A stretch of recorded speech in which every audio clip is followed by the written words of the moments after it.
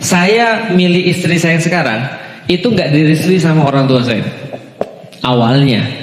Jadi ibu saya bilang, mami nggak mau, pokoknya mami nggak akan restui. Coba, pokoknya mami nggak akan restui. Untungnya saya tahu perempuan itu kan kalau ngomong nggak serius, kan bisa digoyang, tergantung sesajen.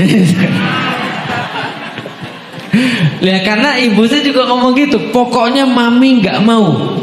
Dan kamu tahu kalau mami nggak restu, nanti hidupmu nggak bakal bahagia. Kan biasa ibu-ibu kan keluar begitu kan ya.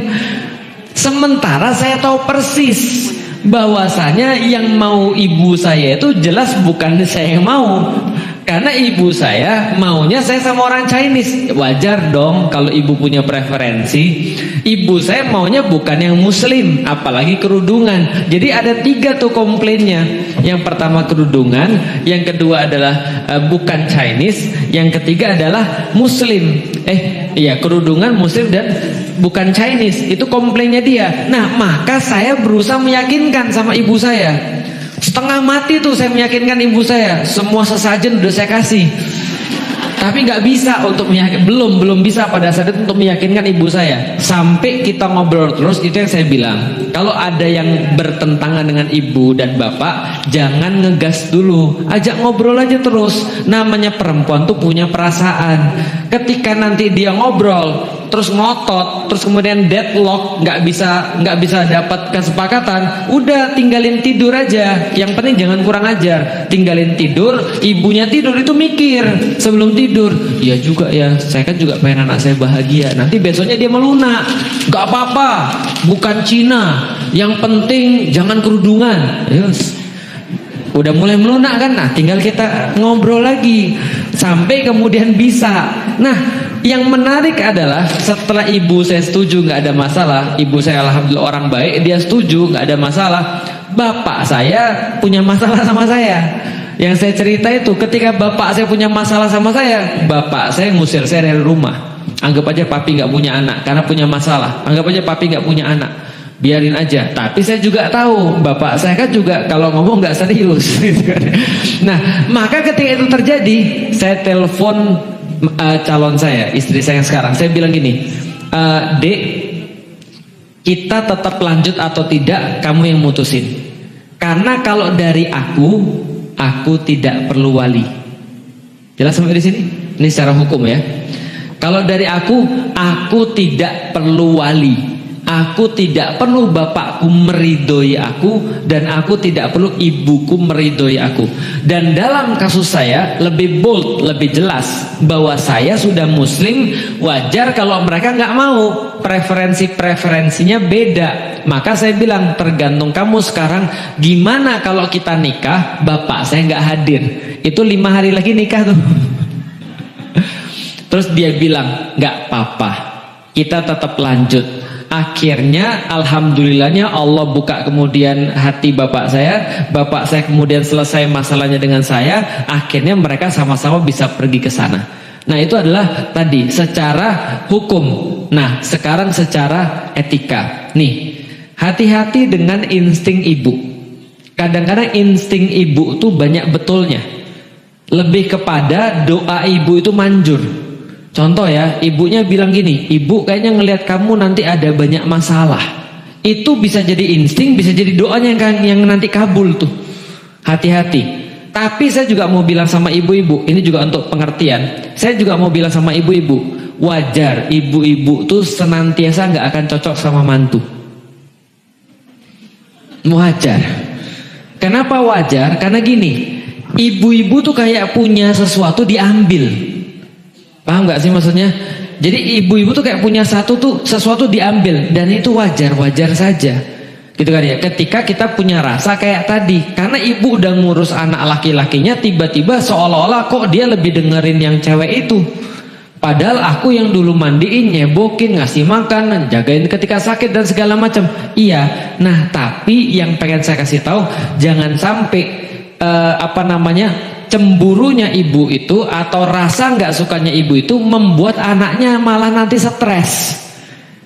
Anak zaman sekarang mau nikah udah bagus, Zaman sekarang anak laki-laki mau nikah sudah bagus, karena banyak yang masih mau cuma pacaran doang. Nah sekarang tinggal coba kita duduk bareng-bareng, kita bicara tentang apa yang negotiable dan apa yang unnegotiable. Nih saran saya pada yang punya problem, sampein pada ibunya, ibu kan sekarang belum ridho nih. Nah tanya sama ibunya, sekarang abang mau nanya, menurut ibu apa yang bisa dilakukan sama fulanah, atau apa yang bisa diubah sama fulanah yang bisa buat ibu untuk ridho? Paham ya? Jadi ada negotiable dan unnegotiable. Contoh, pokoknya ibu nggak mau karena dia orang Padang.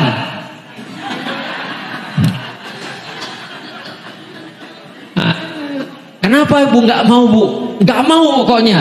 Nah itu bisa negotiable. Tapi contoh ya, ibunya bilang, ya udahlah. Jadi gini, ini yang ibu nggak suka nih. Kalau ini bisa berubah, ibu bakal ridho sama dia. Jadi dikasih tahu apa problemnya. Disampaikan nggak ibunya apa problemnya? Apa?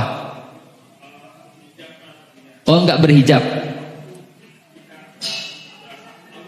Ya, berhijab. Oke, itu aja satu, berhijab. Orang Padang. Apa? Iya. Hebat saya. Saya perlu belajar meramal ya. Oke. Apa namanya? Cuma hijab aja berarti masalahnya, bukan etnis, bukan. Etnis juga.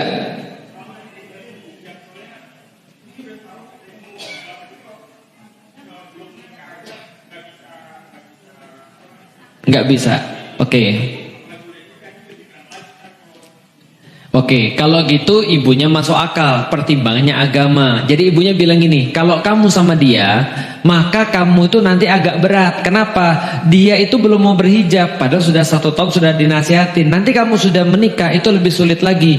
Bisa iya, bisa enggak sih. Tapi maksudnya ibunya beralasan. Nah, tinggal gini, kalau gitu ini saran saya pada yang bermasalah. Jadi gini ya, nikah itu sulit iya, nggak sulit juga iya. Tapi yang penting adalah kita ngukur diri. Kita ngukur diri. Kalau saya ya, saya pasti bisa untuk buat orang itu berhijab. Kalau saya. Artinya kalau itu jadi istri saya nih, insya Allah dia bisa berhijab. Kalau saya yakin. Tapi kalau dia sudah ngukur diri dia dan gak yakin, menurut saya jangan. Maka tergantung dianya dulu seperti apa. Dia itu bisa atau tidak, dia itu mampu atau tidak, karena ini menyangkut masa depan. Karena masalahnya kalau soalan anak secara hukum tadi, ya jangankan kemudian dia mau nikah sama siapa, anaknya nggak sholat aja kalau ibunya sudah ngingetin bukan dosa dia, yang tadi sudah kita bahas kan gitu kan ya. Nah maka tugas ibu memberikan sebuah panduan. Nah maka kalau sudah sampai di titik hijab itu ya tinggal dia ngobrolin sama istrinya. Jadi gini loh, ibuku tuh orangnya tuh baik, gitu kan ya. Karena dia mikirin kamu juga sih sebenarnya.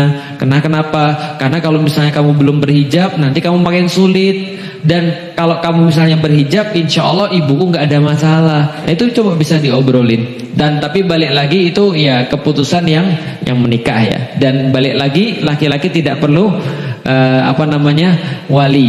Hanya saja secara etika hati-hati, ibu itu doanya manjur.